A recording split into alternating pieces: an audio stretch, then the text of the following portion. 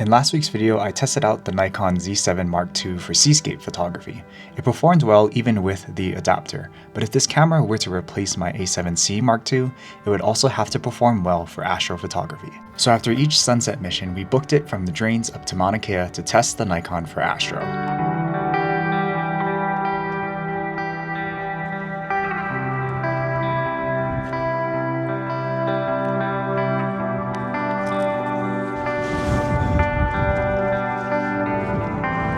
Whew, what a beautiful night for astrophotography.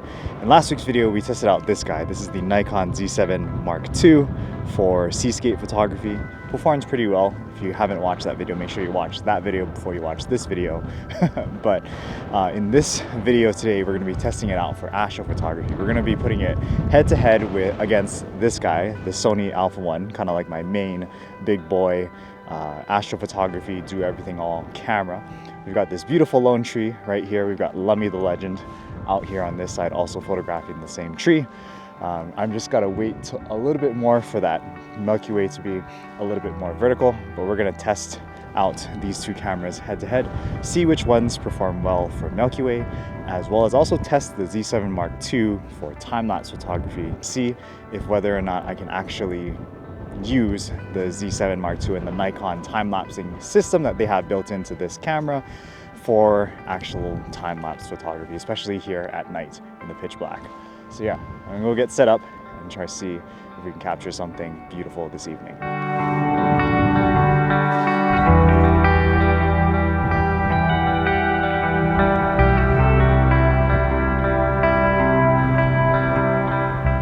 Look at how high this core is.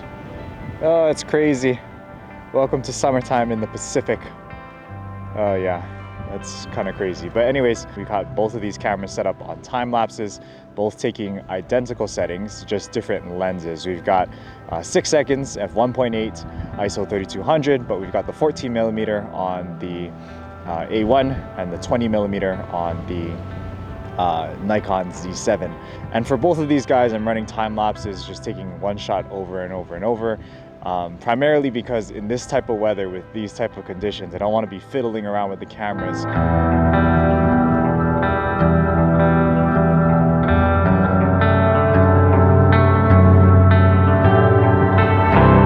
Oh, you guys saw a deer? Yeah, had 4 of them. Wow. Did you get a shot of it with the Milky Way? Ah, bummer.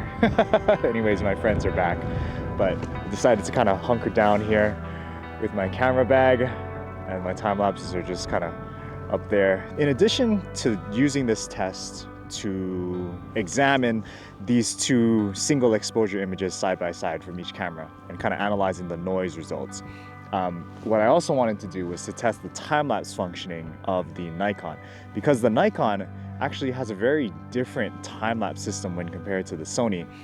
The Sony, you can just set your intervals to like 1 second and set your camera to manual mode. Even if your shutter speed is like 6 seconds, the camera will just immediately start taking another exposure right after you finish that first exposure. So the time-lapse setting on Sony's are very, very easy. But the Nikon system is a little bit different. Basically, the interval is the time between each exposure. So if you want to take a time-lapse with 6 second exposures, you have to set your interval on the time-lapse mode to 6 seconds or longer. Right now I have it set to 6 seconds and it seems like it's working properly. It's taking a shot every 6 seconds, but I'm not 100% sure if that's really accurate. So at the end of this night, it's going to spit out a time lapse, it's going to spit out a bunch of files, and we'll see, basically we'll compare it to the Sony to see in comparison how much files and how far off it is and how smooth that time lapse looks. Basically on the Nikon, the camera needs time to think before taking the next exposure for some reason. Basically what I'm trying to do is figure out the best way to take a time lapse on the Nikon. That way I can use it for both seascapes as well as a second camera body to do time-lapse for astro stuff. That would be a perfect way to fit this Nikon into my current system with the adapter. What we're also going to test is image sharpness with the adapter, especially when shooting at f1.8, very wide apertures. That is usually the point of the lens where it usually gets a little soft, especially in the corners. So we're going to see how soft the images are on the Nikon when adding in that adapter between the lens and the sensor. So yeah, A couple of things we'll test out and we'll analyze when we get back home. But for now, I'm just gonna try and go into survival mode and just try to not freeze to death here tonight. How's these fucking photographers walking into my time lapse? Unbelievable. Nah, that's all right. It might add something cool, add some motion to the shot. And they were shining their lights a little bit earlier, so hopefully one of those shots with their light kind of light painted the tree a little bit more. Honestly, I kind of don't care at this point. I'm too cold and too tired to care. But yeah, that's gonna be them in my time lapse. It's all good.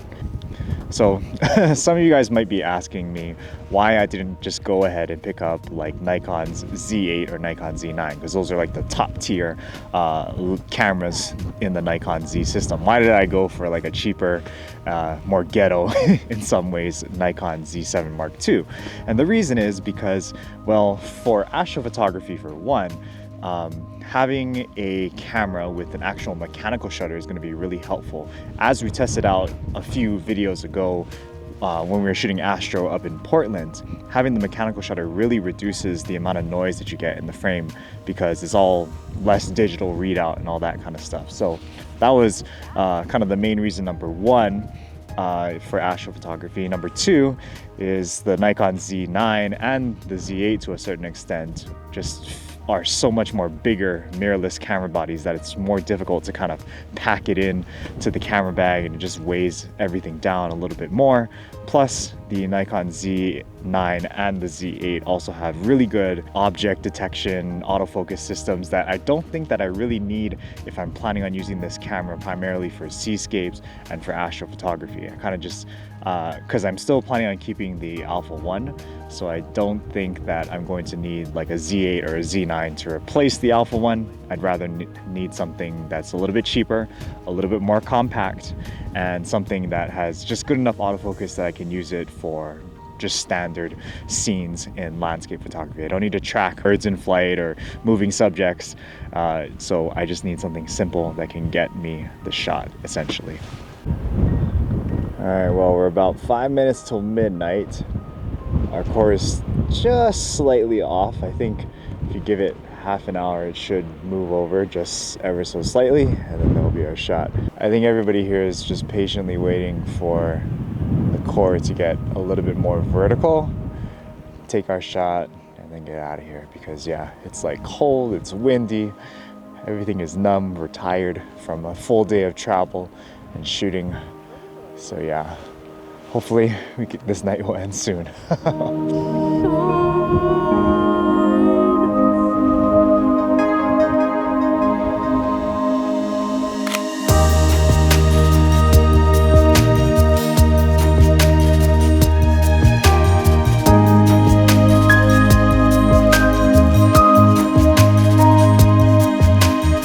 Because there was so much wind that night, I don't think that it will be the best side-by-side comparison test, but what we can compare are the finished time lapses from each of these cameras.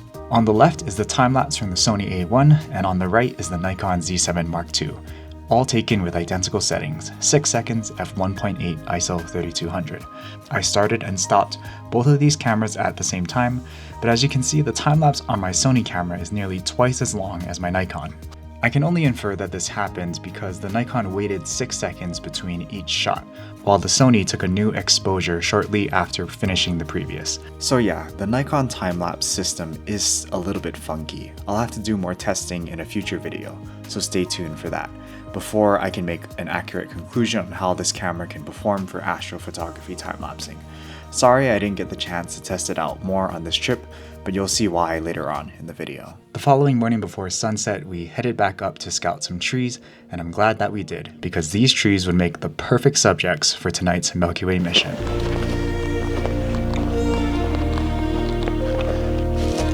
Still, yeah, get here early and it's still super high.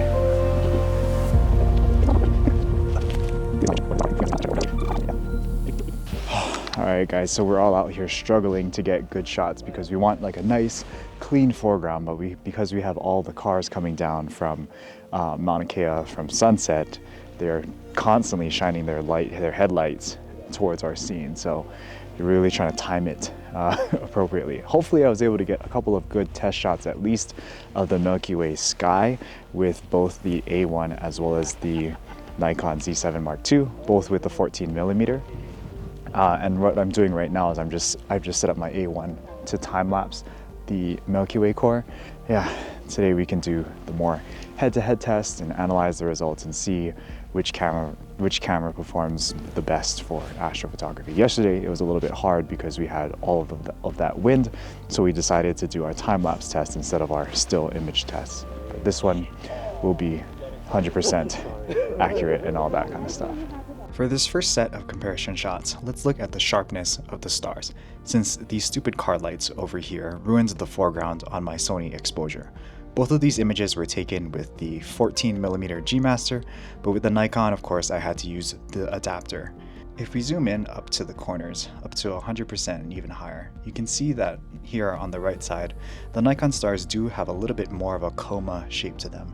But overall, these stars look pretty sharp for an adapted lens. Good job Newer for making this adapter work pretty well when adapting Sony lenses to Nikon Z camera bodies. And there will of course be a link for you to download these copyrighted RAW files for all of you pervy pixel peepers out there.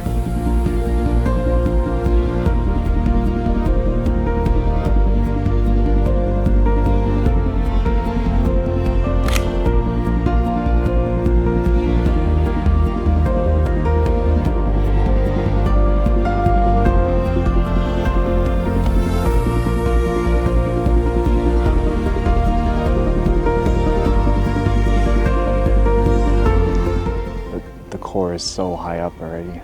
There's another tree that we scouted out earlier that we're going to try. Hopefully by the time we get there, there'll be less cars and we can really take very slow and deliberate test shots. But this was just very frantic just because there was so much cars and we really had to try and time everything in together. But yeah, hopefully these shots come out okay. Thankfully, by the time we made it over to the second tree, the car lights had died down and we were able to snag this shot.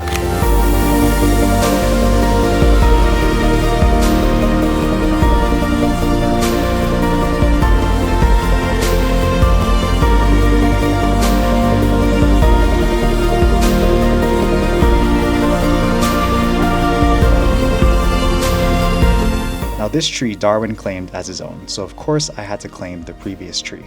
On my Instagram, my tree humiliated his, but let me know what you guys think. Which tree do you like better?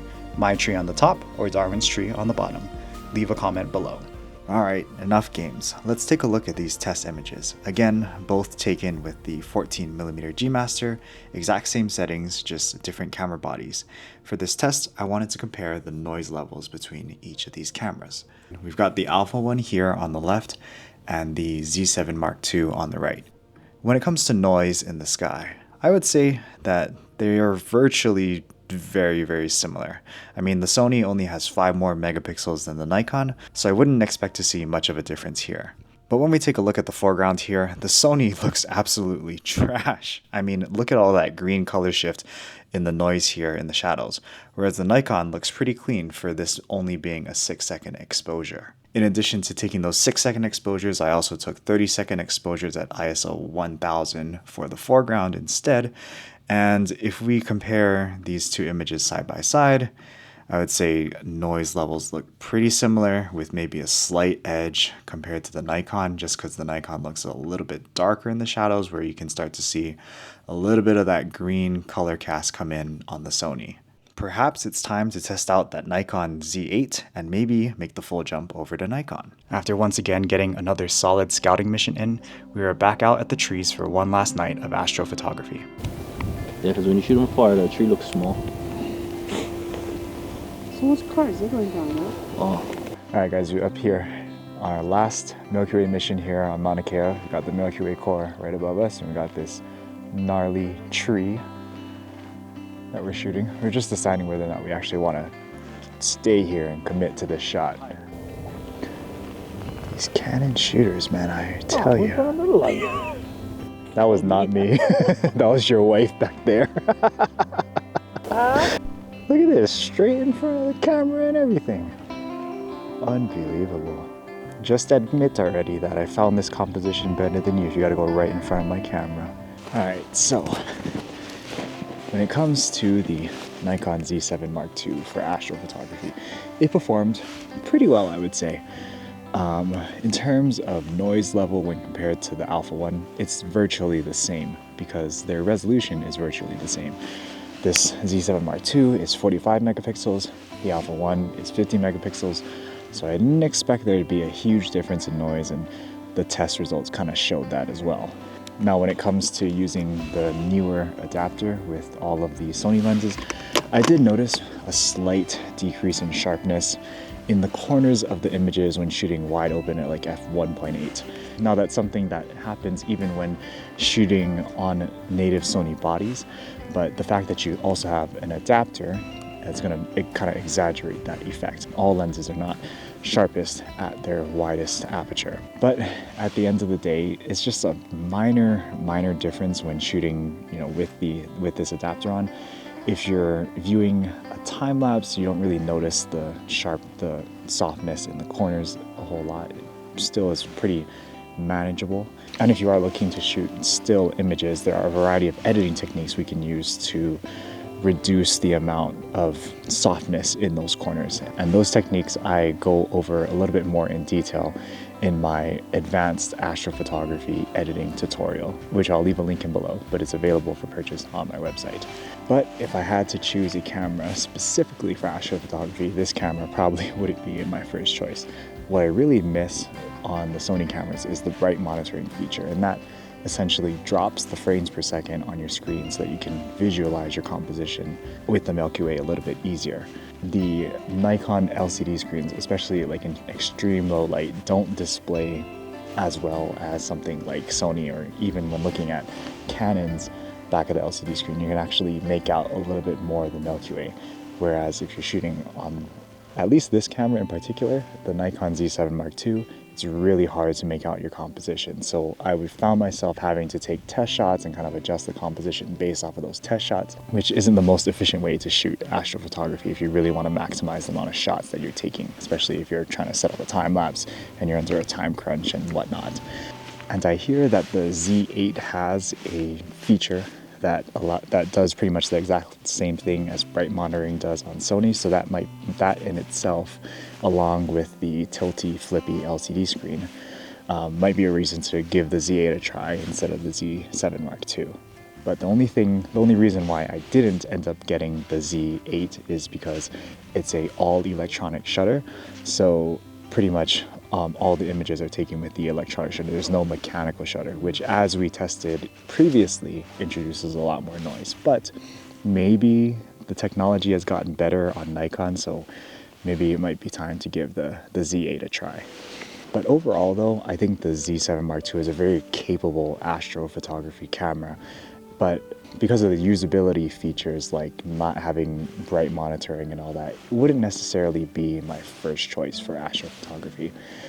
Now, if I were to go on a trip like this where we're shooting seascapes during the day and for sunset, and then we're quickly booking it up to Mauna Kea and shooting Milky Way, this is where the camera will come in clutch, because I'm able to shoot seascapes with the Z7 Mark II, have that better weather sealing, and then when I'm up here, I can still get away with using the Z7 Mark II for astrophotography. But if I am on a trip where I don't need as great weather sealing as the Nikon provides, I think I'd probably end up just switching back to the A7C Mark II and using that kind of as like a time lapse and a B camera.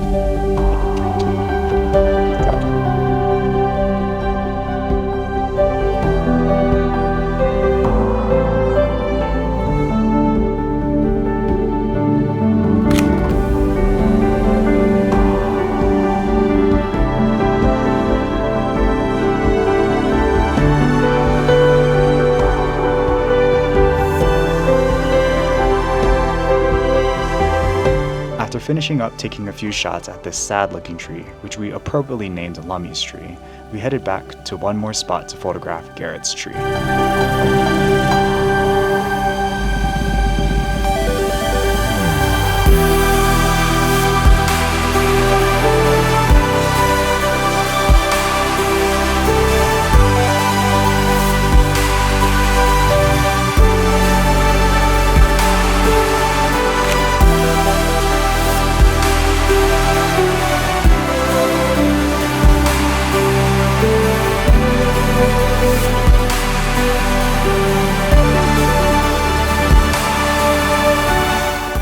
this is going to conclude our trip here to the Big Island.